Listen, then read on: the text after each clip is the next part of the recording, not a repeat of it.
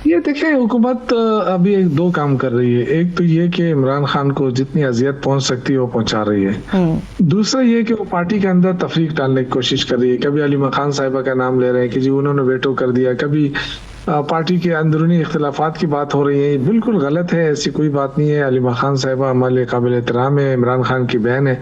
वो क्यों मुदाखलत नहीं करेगी, वो क्यों नहीं पूछेगी? अब मैं सिंपल सी बात है, जब नवाज शरीफ साहब जेल में गए थे तो कुलसुम नवाज और मरियम बीबी नहीं निकले थे? अल्लाह बख्शे कुलसुम नवाज साहिबा को, वो भी तो निकली थी ना सड़कों पे।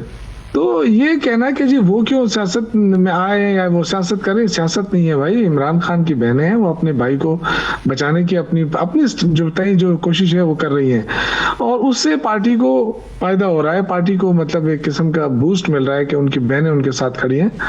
तो आई थिंक हुकूमत जो है वो संजीदा नहीं है। हुकूमत दोगली पॉलिसी अपनाई हुई है, क्योंकि अगर मुल्क के हालात को देखें तो उनको फौरी तौर पर इमरान खान की सियासत पे नहीं खेलना चाहिए था। इनको फौरी तौर पे उनको चाहिए था कि वो जो उनके मालिकीन है उन तक रसाई देते, उनकी बहनों को रसाई मिलती उनको। लेकिन लगता है कि हुकूमत कोई चीज छुपा रही है। आई डोंट नो क्या छुपा रही है, क्या हो सकता है। अगर शौकत यूसुफ साहब हुकूमत के ऊपर आपको, हुकूमत या हुकूमत के जो अमल है उसके ऊपर अगर आपको शकों को शुबहात हैं, तो फिर ये इत्मीनान का इजहार किस तरह से किया गया इमरान खान साहब की सेहत को लेकर? ये जो धरने या एहतजाज खत्म किया गया, ये किन बुनियादों पर आप लोगों ने किया? फिर बिल्कुल नहीं किया गया, ये बिल्कुल गलत है। ये प्रोपेगेंडा है। जो धरना खत्म किया गया वो रमजान के पेश नजर किया गया है कि इसके साथ कोई और हिकमत अमली बनाई जाएगी, और बाकी जो है इत्मीनान किसी ने नहीं किया है। जो जिन डॉक्टरों से बात हुई है वो भी टेलीफोन पे उनको बताया गया है। तो अब टेलीफोन बताना और खुद देख कर प्रेजेंट होना बड़ी बहुत फर्क है, डिफरेंस है। ये गलत बात है कि जी वो उन्होंने तो कहा कि जी हमें टेलीफोन बताया गया, जो बताया गया वो तो ठीक है, लेकिन अब ये हुआ है या नहीं हुआ इसका हम नहीं कह सकते। तो ये तो मुतमईन होना नहीं हुआ ना। ठीक है, अभी हमारे तक जो इत्तलात हैं उसके मुताबिक एक तो रिहाई फोर्स जो है इसको भी मुस्तरद कर दिया है। जो आपके सीनियर रहनुमा हैं, बहुत सारे अपोजिशन लीडर के भी इसके अंदर रहनुमा शामिल हैं, और सीनियर लीडरशिप ने भी इसको जी कहा जी कि हम मुस्तरद कर रहे हैं। अब मुझे ये बताइएगा कि स्ट्रैटेजी क्या है? रमज़ान की हद तक आप लोग रुके हैं, ईद के बाद जिस तरह से मौलाना फजलुर रहमान साहब ने कहा कि जी हम ईद के बाद निकल रहे हैं, ईद उल फितर के बाद, तो पीटीआई भी किसी सतह पर सोच रही है कि हम भी ईद उल फितर के बाद निकलेंगे, और एन मुमकिन है कि जॉइंट वेंचर हो जाए, एक साथ मिलकर आप लोग निकल आए? देखिए, वो जॉइंट वेंचर का तो मुझे नहीं पता है, लेकिन ये कि ये पार्टी के अंदर ये बात हो रही है कि जी हुकूमत हमारे साथ डाच खेल रही है और इमरान खान की आंख पे सियासत हो रही है, और खुदा न खास्ता उनकी अगर दूसरी आंख पे भी ये मसला बना तो फिर बड़ा मुश्किल हो जाएगा।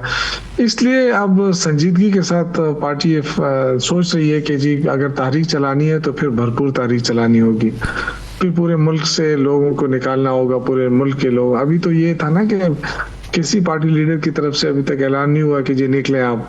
ये जो धरने थे लोगों ने खुद ही किए थे। यहाँ पे लोकल सिर्फ एमपीएस एमएनएस को बुलाया गया था। तो आई थिंक कि फिर ये चीजें मुश्किल हो जाएंगी और फिर हुकूमत के लिए भी संभालना मुश्किल हो जाएगा। तो बेहतर ये है कि अगर इमरान खान के साथ मुआलजीन उनके मिल जाते हैं, उनकी फैमिली को रसाई हो जाती है, तो इसमें क्या बुराई है? बिल्कुल आप ठीक कह रहे हैं। इन्हीं कोशिशों को मद्देनजर रखते हुए बहुत सारे अहम इंकशाफात अली अमीन गंडापुर साहब भी करके गए हैं।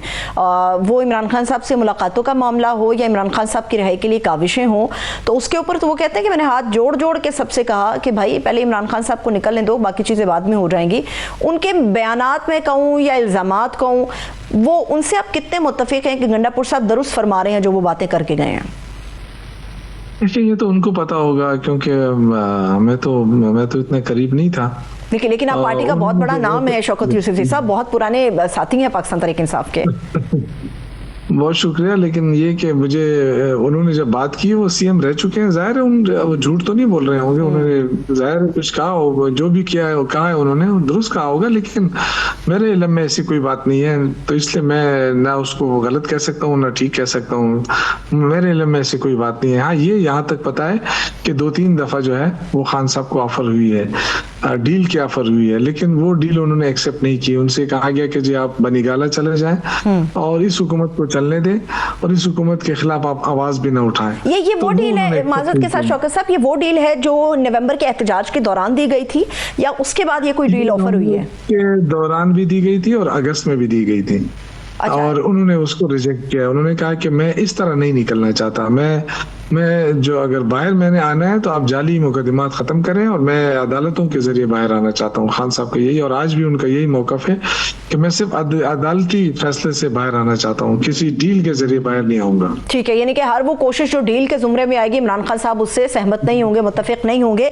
अभी एक कौमी हुकूमत की तजवीज़ भी दी गई है। मोहम्मद अली दुरानी साहब थे, फवाद चौधरी साहब थे, बैरिस्टर सैफ थे, दीगर लोगों ने बैठ के जो है वो ये बात की है कि जो हीटअप हो गया है मामला पॉलिटिकली इतना ज़्यादा, ना तो पीटीआई को कुछ हासिल हो सका इतने बड़े अरसे में, ना हुकूमत कुछ बहुत बड़ा कोई अपना गोल स्कोर कर सकी है।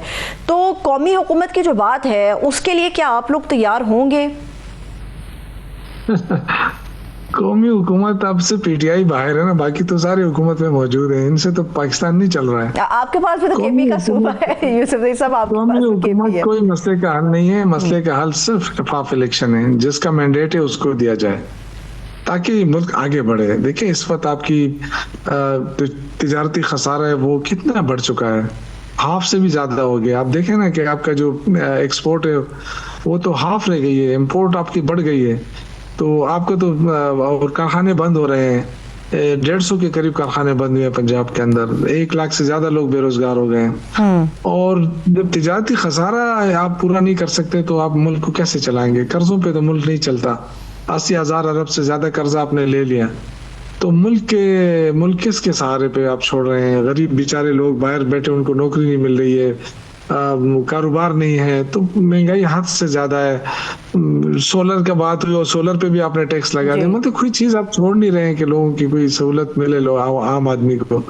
तो लोग इस तरह मुल्क नहीं चलते। अच्छा फिर जब अमन की सूरत हाल खराब हो, जब आपके रूल ऑफ लॉ नहीं हो मुल्क के अंदर, तो कोई इन्वेस्टमेंट नहीं करता है। बिल्कुल ठीक। यहाँ लोग अपना इन्वेस्टमेंट निकाल के बाहर चले गए। आप किस उसमें रह रहे हैं कि जी हम तो बड़े एशियन टाइगर बनने जा रहे हैं? कर्जों पे तो एशियन टाइगर नहीं बन सकते मेरे भाई। अब एक आखिरी सोल्यूशन यही है शौकत साहब कि किसी तरह इमरान खान साहब को एग्री किया जाए कि वो कोई दरमियानी रास्ता निकाल के ये सिस्टम का पहिया चलने दें।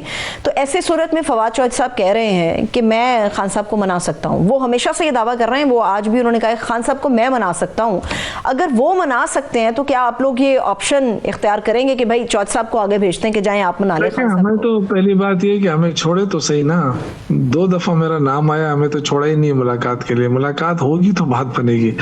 देखिए ये फवाद चौधरी साहब ने ही तो उनको मनवाया था ना कि जी असेंबलियां तोड़ दें जी। मैं तो इसका मुखालिफ था, मैं तो नहीं चाहता था कि असेंबलियां टूटे। मैं तो उस वक्त भी आवाज उठाई थी अपनी कैबिनेट में भी, और खान साहब के साथ मीटिंग में भी आवाज उठाई थी कि कैबिनेट असेंबलियां ना तोड़े। लेकिन उस वक्त फवाद चौधरी साहब और हमारे आजम स्वाति साहब थे, उनके दाएं बाएं बैठे थे और हमारी वीडियो लिंक पे हमारी मीटिंग हो रही थी। हमारी कैबिनेट बैठी थी, वजीर आला बैठे थे, महमूद खान, तो हम सब बैठे थे। मैं उठा, मैंने बिल्कुल इसकी मुखालफत की थी कि जी असेंबलियां नहीं तोड़नी चाहिए, लेकिन फवाद चौधरी साहब ने कहा कि नहीं असेंबलियां तोड़ दी जाए। और ये फैसला था जो बहुत बड़े एक बहरान की एक रीज़न भी बहुत बड़ी बन गया था। अब यहाँ पे जो मुलाकातें आपने कहा शौकत साहब के मुलाकातें हो तो सही, तो मुलाकात कराने के लिए एक शख्स बहुत ज़्यादा लाइमलाइट में रहते थे, वो बैरिस्टर सैफ साहब थे कि उनके ज़रिए मुलाकातें हो जाती हैं। कुछ मुलाकातों का उन्होंने रास्ता भी हमवार किया था। तो बैरिस्टर सैफ की खिदमत क्यों नहीं हासिल कर लेते कि एक मुलाकात का रास्ता हो जाए? बैरिस्टर सैफ की खिदमत आई डोंट नो, मैं उस पर कुछ नहीं कह सकते, तो पार्टी का फैसला है ना। और बैरिस्टर साहब हमारा दोस्त है, बहुत ही काफी उन्होंने मेहनत की है हमारे साथ, हमारी हुकूमत में लगे रहे, अपनी कोशिशें करते रहे। बिल्कुल अगर हो सकता है तो क्यों नहीं, लेकिन पार्टी फैसला करेगी ना, इसमें मैं तो नहीं कर सकता।